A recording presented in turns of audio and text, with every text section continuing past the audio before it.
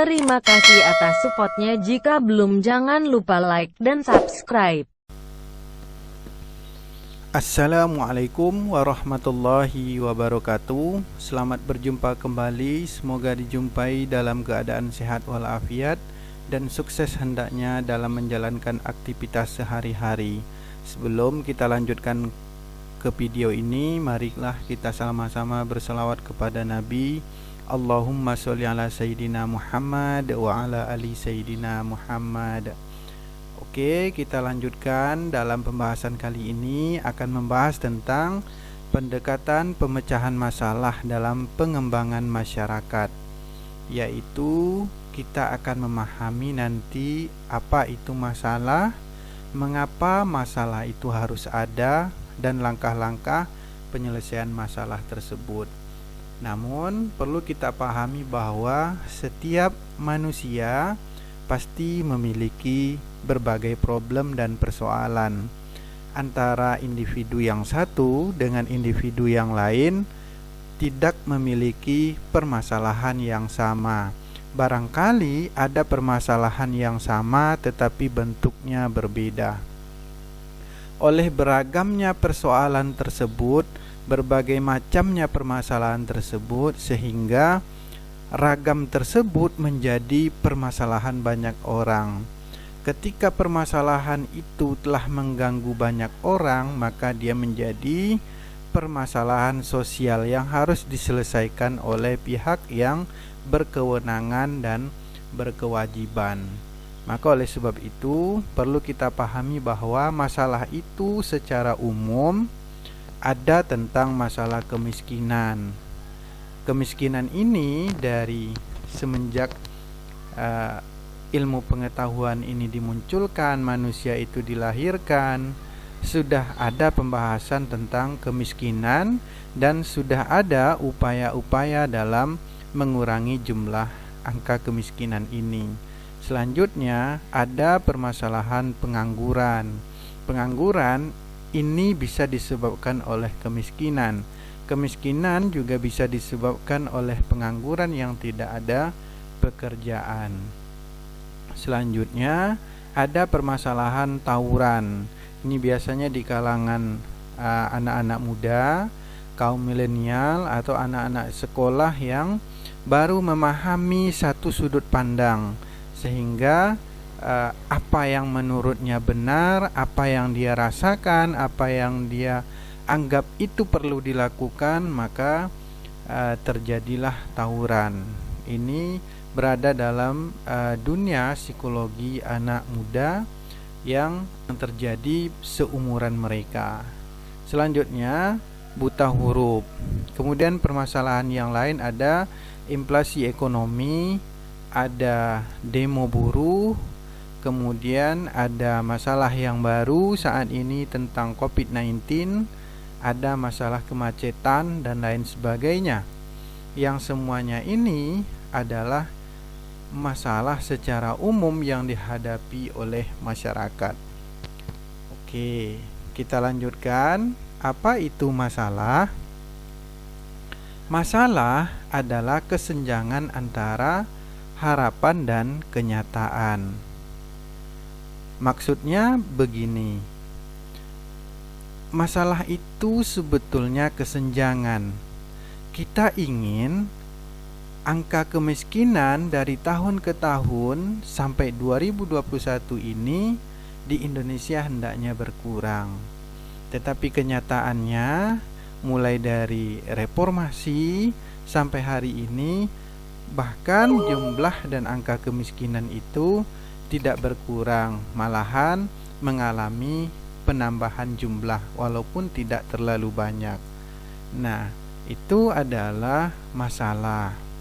Bisa lagi masalah yang lain adalah kalangan mahasiswa terkadang ingin menyelesaikan perkuliahannya dengan cepat dan telah melakukan berbagai treatment, berbagai metode pembelajaran agar perkuliahannya selesai cepat, tetapi karena proses pembimbingannya berjalan lama sehingga targetnya tidak selesai dalam kurun waktu yang telah ditetapkan.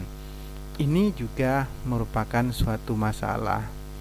Nah, masalah itu juga kondisi yang diinginkan terjadi tetapi tidak terjadi. Bahkan banyak problem yang kita hadapi dalam kehidupan itu, masalah perkuliahan, tugas yang belum selesai, kapan kuliah ini harus diselesaikan, kapan kuliah daring ini berakhir, kapan tatap muka di kampus dan di lokal diulang kembali.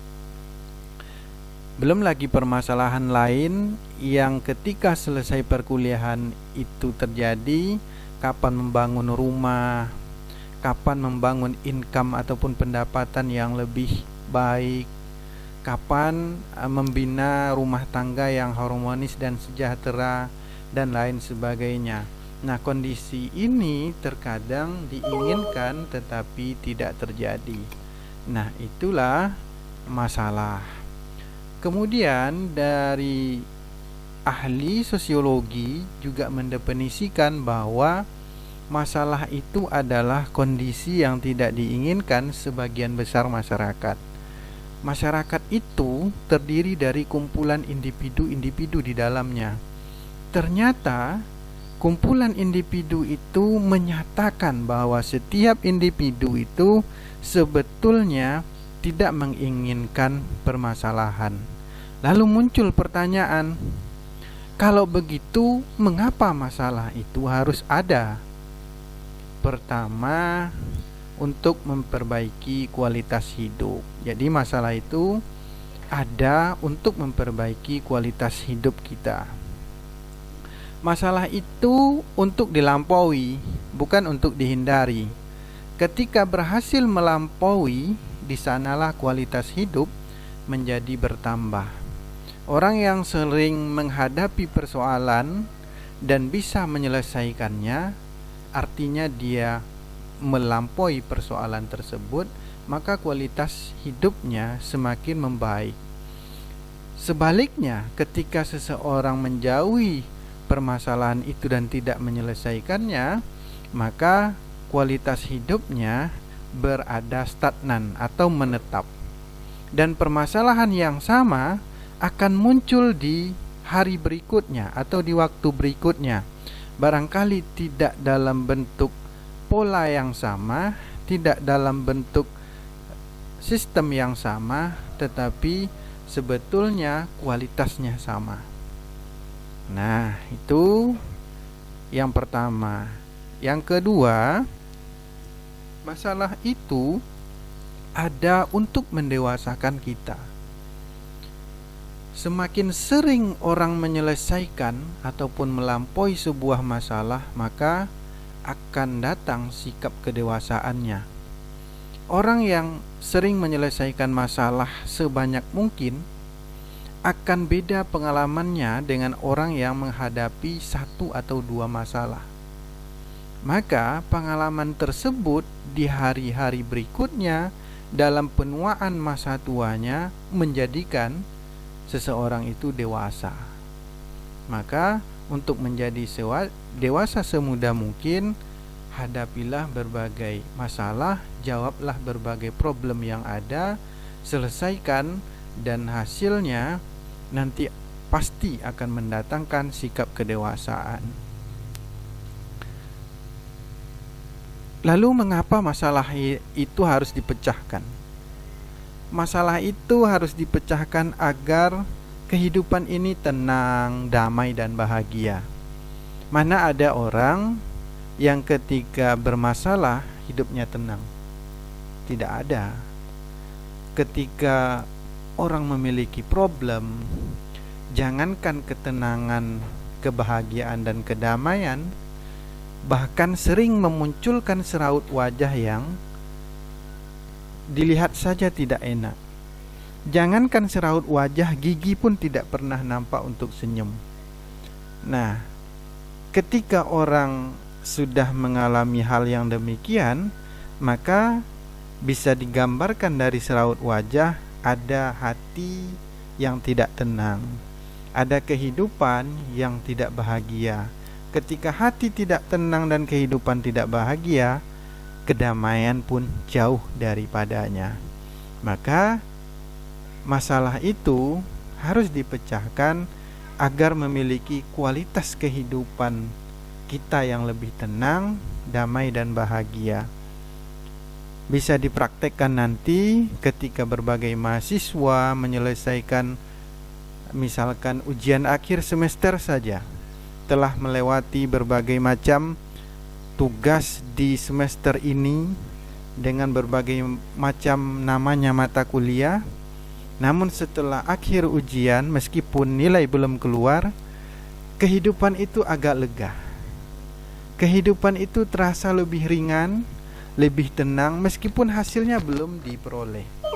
Nah, itulah yang menandakan bahwa problem ataupun persoalan itu harus segera dipecahkan. Yuk kita memahami pendekatan pemecahan masalah. Apa maksudnya pendekatan pemecahan masalah ini? Bahwa merupakan strategi yang harus digunakan dalam mempelajari ilmu pengetahuan, dengan maksud merubah suatu keadaan menjadi keadaan yang dikehendaki menggunakan proses pemecahan masalah yang sistematis. Jadi di dalam pendekatan pemecahan masalah itu menggunakan sudut pandang ilmu pengetahuan yang digerakkan secara sistematis dalam proses pemecahan masalah. Tujuannya nanti adalah agar kondisi yang tidak diinginkan itu berubah menjadi kondisi yang diinginkan. Dan pendekatan pemecahan masalah ini harus dijalankan secara praktis dan sistematis agar memperoleh hasil yang sesuai dengan yang diinginkan. Kemudian apa langkah-langkah dalam pemecahan masalah tersebut? Langkah-langkahnya pertama, harus memahami masalah. Masalah harus didefinisikan dengan jelas, sehingga tampak perbedaan antara masalah dan bukan masalah. Nah, maksudnya begini, membedakan antara fakta dan pendapat itu sulit, tetapi bisa kita bedakan. Fakta menyatakan bahwa menurut data Kementerian Sosial Republik Indonesia tahun 2021, kemiskinan di Indonesia itu sudah sampai pada taraf 15%. Itu bicara fakta misalkan. Nah, kalau pendapat, dia hanya mengatakan bahwa kemiskinan Indonesia tahun 2021 ini meningkat. Sudah, dia tidak ada data, tidak ada hal yang bisa dipertanggungjawabkan, karena dia bersifat pendapat, yang pendapat itu bersifat umum. Tetapi kalau fakta, dia terukur, bisa dipertanggungjawabkan dan ada datanya. Itu fakta. Nah, di dalam memahami masalah tentu harus ada kegiatan-kegiatan yang disebut dengan identifikasi masalah, bahwa permasalahan di tengah masyarakat itu pasti tidak memiliki satu masalah, bahkan banyak masalah. Itu yang harus diidentifikasi. Mengidentifikasinya bisa kita jumpai aparat pemerintah setempat, masyarakat setempat, hal-hal yang bisa ditanyakan kepada tokoh adat dan agama setempat. Itu langkah dalam memahami masalah, sehingga proses identifikasi masalah itu bisa berjalan dengan baik dan masalah itu bisa diidentifikasi dengan jelas. Lalu dalam memahami masalah, ketika selesai diidentifikasi dan terkumpul berbagai macam persoalan tersebut, masalah utama itu atau akar masalah harus dirumuskan sehingga jelas apa yang ingin diselesaikan. Ketika sudah jelas apa yang harus ingin diselesaikan masalahnya, maka langkah selanjutnya adalah rencana penyelesaian masalah. Rencana penyelesaian masalah ini yaitu membuat rancangan atau metode yang digunakan untuk menyelesaikan masalah tersebut secara operasional.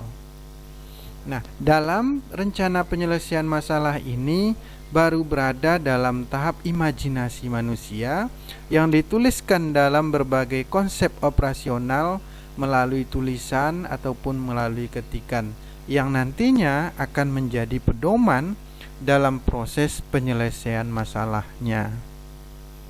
Nah, kita lanjutkan penyelesaian masalah.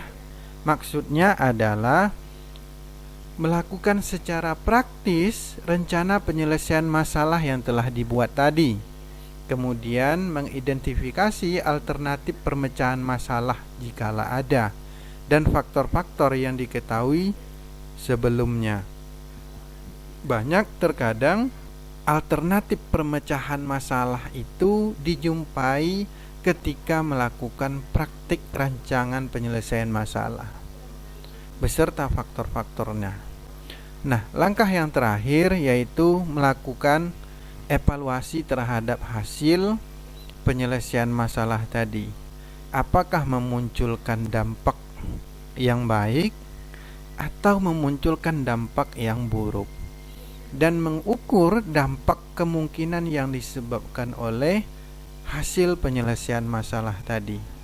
Nah, itulah langkah-langkah dalam memahami masalah dalam proses pendekatan pemecahan masalah tadi, yang dimulai dari memahami masalah, kemudian menyelesaikan rancangan penyelesaian masalah, kemudian melakukan praktis secara langsung penyelesaian masalah tersebut, dan yang terakhir adalah mengukur sampai di mana penyelesaian masalah itu terjadi dan hasilnya bagaimana. Demikianlah yang dapat disampaikan dalam pertemuan kali ini. Semoga bermanfaat. Wassalamualaikum warahmatullahi wabarakatuh.